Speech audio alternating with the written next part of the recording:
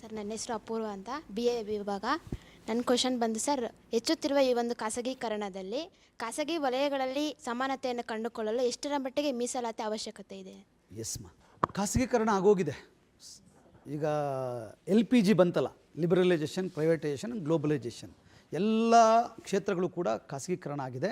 ಉಳ್ಕೊಂಡಿರೋದು ಆಗಲೇ ಹೇಳಿದಾಗ ಒಂದು 2% ಉಳ್ಕೊಂಡಿದೆ. ಮುಂದಿನ ದಿನಗಳಲ್ಲಿ ಬಹುಶಃ ನೀವು ಎಚ್ಚೆತ್ತುಕೊಳ್ಳಿಲ್ಲ ಅಂದರೆ ಮುಂದಿನ ದಿನಗಳಲ್ಲಿ ಮತ್ತೆ ಎಲ್ಲವೂ ಕೂಡ ಖಾಸಗೀಕರಣ ಆಗುವ ಸಾಧ್ಯತೆ ಇದೆ.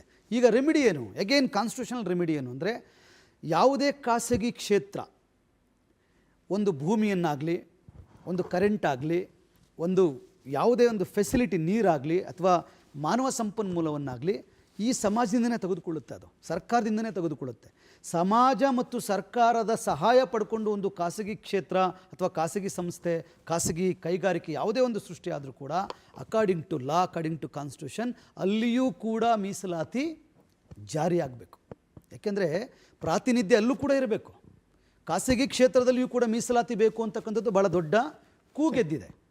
ಅದು ಮಹಿಳೆಯರಿಗಿರ್ಬೋದು, SC ಇರ್ಬೋದು, ST ಇರ್ಬೋದು, OBC ಇರ್ಬೋದು, ಇವನ್ ಬ್ರಾಹ್ಮಣ, ಕ್ಷತ್ರಿಯ, ವೈಶ್ಯ ಅನ್ನುವಂತಹ ಸಮುದಾಯಗಳು ಕೂಡ ಇರ್ಬೋದು. ಒಂದು ಸಾಮಾಜಿಕವಾಗಿ ಆರ್ಥಿಕವಾಗಿ ಮುಂದುವರೆತಿರ್ತಕ್ಕಂಥ ಸಮುದಾಯಗಳಿಗೂ ಇರ್ಬೋದು.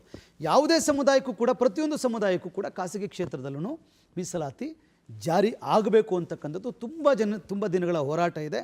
ಅದು ಆದಾಗ ಮಾತ್ರ ಸಮಾಜದಲ್ಲಿ, ನೀವು ಹೇಳಿದ್ರಲ್ಲ ಖಾಸಗೀಕರಣ ಆದ್ರೂ ನಾವು ತುಂಬ ತಲೆ ಕೆಡಿಸ್ಕೊಳ್ಳೋ ಅಗತ್ಯ ಇಲ್ಲ. ಉದ್ಯೋಗದ ಅವಕಾಶ ಅಲ್ಲೂ ಕೂಡ ಸಿಗುತ್ತೆ ಅಕಾರ್ಡಿಂಗ್ ಟು ಸಮುದಾಯ ಅಂತಕ್ಕಂಥದ್ದು. ಹಾಗಾಗಿ ಖಾಸಗಿ ಕ್ಷೇತ್ರದಲ್ಲಿ ಮೀಸಲಾತಿ ಬರಬೇಕು ಅಂತಕ್ಕಂಥ ವಾದ, ಕೂಗು ಇದೆ. ಅದನ್ನು ನೀವು ಹೇಗೆ ಅದನ್ನು ಸರ್ಕಾರಗಳ ಮುಂದೆ ಸರಿಯಾದ ರೀತಿಯಲ್ಲಿ ವಾದವನ್ನು ಮಂಡಿಸಿ, ಸಂವಿಧಾನದಲ್ಲಿ ಅವಕಾಶ ಇದೆ, ಅದು ಸರ್ಕಾರಗಳು ಅದನ್ನು ಜಾರಿ ಮಾಡಬೇಕು.